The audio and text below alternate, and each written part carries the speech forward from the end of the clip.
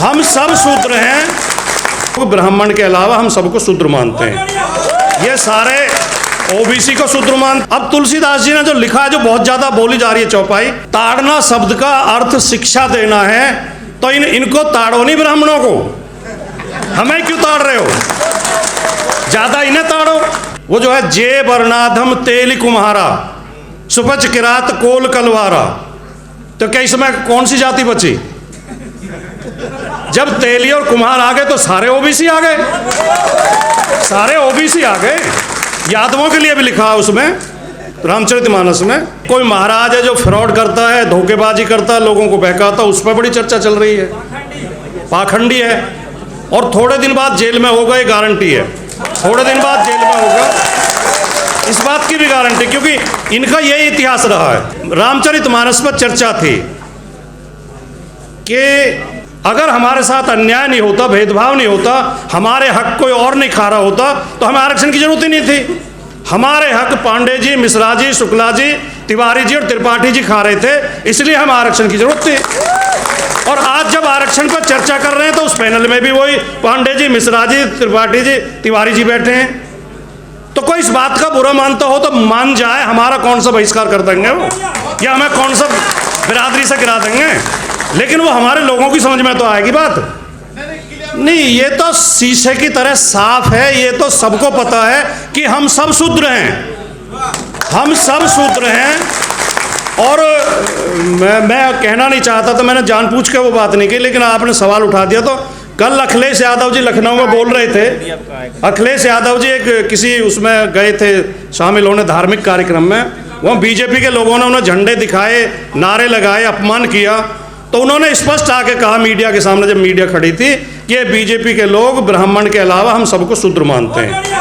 ये सारे ओबीसी को शूद्र मानते हैं, सारे दलितों को, सारे आदिवासी, मतलब हम शूद्र हैं। और जब इनका निशाना होता है शूद्र, ये कहते हैं। अब तुलसीदास जी ने जो लिखा है, जो बहुत ज़्यादा बोली जा रही है चौपाई, जो स्वामी प्रसाद मौर्य ने भी बोली है, वो चंद्रशेखर जी नीचे में बोली है, कि वो जो है जे वर्णाधम तेली कुम्हारा सुपच किरात कोल कलवारा, तो क्या इसमें कौन सी जाति बची? जब तेली और कुम्हार आ गए तो सारे ओबीसी आ गए, सारे ओबीसी आ गए। यादवों के लिए भी लिखा है उसमें, रामचरितमानस में। निषाद, जब निषाद को जिसको कहते हैं कि जब रामचंद्र जी ने तो उन्हें इतना सम्मान दिया, उन्हें कौली भर के मिले, खुद निषाद के मुंह से ही उन्होंने कहलवाया है कि हम तो नीच जाते हैं जी, हमने तो आपके वस्त्र चोरी करने नहीं कर लिए, यही बहुत एहसान है हमारा, हमें आप सम्मान दे रहे हो। सबरी का कहा जाता है, जब सबरी के पास जाते हैं तो सबरी से कहलवाया है कि कहीं भी दिया स्तुति करो तुम्हारी, नीच जात में जड़मत भारी। मैं तो महामूर्ख हूँ, क्योंकि नीच जाति में पैदा हुई हैं।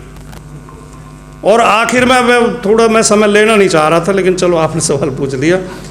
वो जो उसने कहा नहीं कि, अच्छा एक बात और, जो ये हमें प्रसंग का वो पढ़ाते हैं पाठ, कि जी प्रसंगवश कहा है, पात्र देखो पात्र किसने कहा है। अब पात्र तो था कहा ढोल गवार शूद्र पशुहारी, समुद्र ने कहा है। जे वर्णाधम क्या वो जो कौआ कह रहा है, काक भुसंडी, तो कौआर समुद्र का ही बोलते हैं भैया। कौआर समुद्र तो बोल नहीं सकते, ये तुलसी कह रहा है, तुलसी प्रसाद दुबे कह रहा है। सवाल ये है।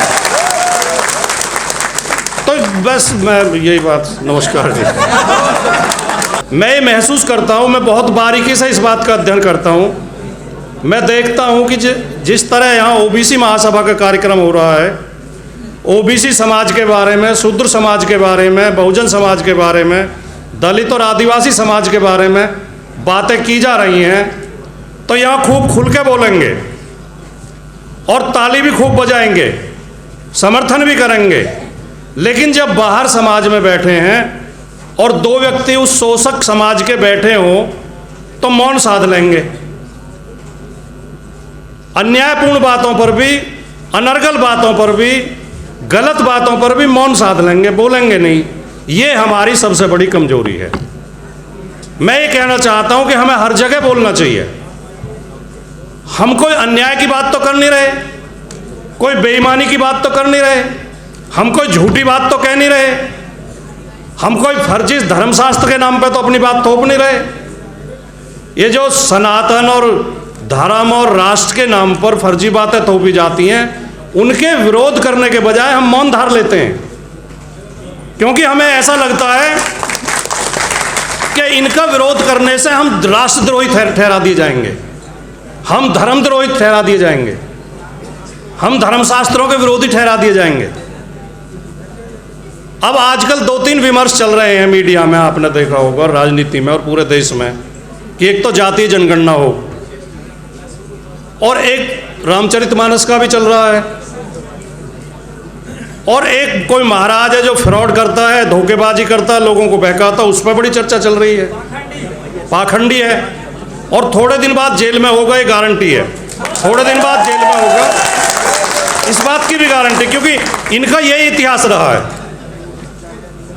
तो उस विमर्श में मैं महसूस कर रहा हूं, और जो हमारी सबसे बड़ी कमजोरी है, डॉक्टर लक्ष्मण यादव जी यहाँ मंच पे मौजूद हैं, उन्हें आप सब सुनते होंगे, मैं भी बहुत उनकी वीडियो सुनता रहता हूँ यूट्यूब पे, वो बहुत विस्तार से इस बारे में बताते रहते हैं कि हमारी सबसे बड़ी कमजोरी, जहाँ जहाँ कमजोरी है हम वहीं से शासित किए जा रहे हैं। एक तो हम मीडिया में नहीं हैं, मीडिया में जो ये चैनल आजकल छोटे छोटे चैनल पोर्टल शुरू हुए हैं, यूट्यूब चैनल शुरू हुए हैं, ये हमारा काम करने हैं, वरना मुख्य मीडिया में तो हमें कोई जगह ही नहीं है।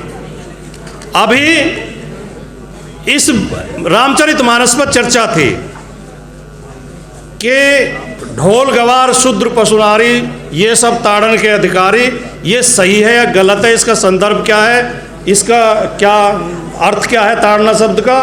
चर्चा में कौन शामिल थे? 2 तिवारी बैठे थे, एक त्रिपाठी जी बैठे थे, एक पांडे जी थे, एक झा साहब थे, एक शुक्ला जी थे, और चर्चा हो रही थी, और 5-6 इस बात पर सहमत थे, नहीं जी तुलसीदास तो बहुत बड़े महापुरुष थे, वो तो संत थे, वो तो सनातन के प्रेरक थे, उन्होंने तो बहुत सही लिखा है। और ये लोग ही अर्थ नहीं समझ रहे जी, इनकी समझ में नहीं आ रहा अर्थ। तो मीडिया में हमारे लोग नहीं हैं, और हैं भी तो वहां जाके मौन हो जाते हैं, बोलते नहीं हैं। दूसरे, न्यायालय में, जुडिशरी में हम सबसे ज़्यादा कमज़ोर हैं।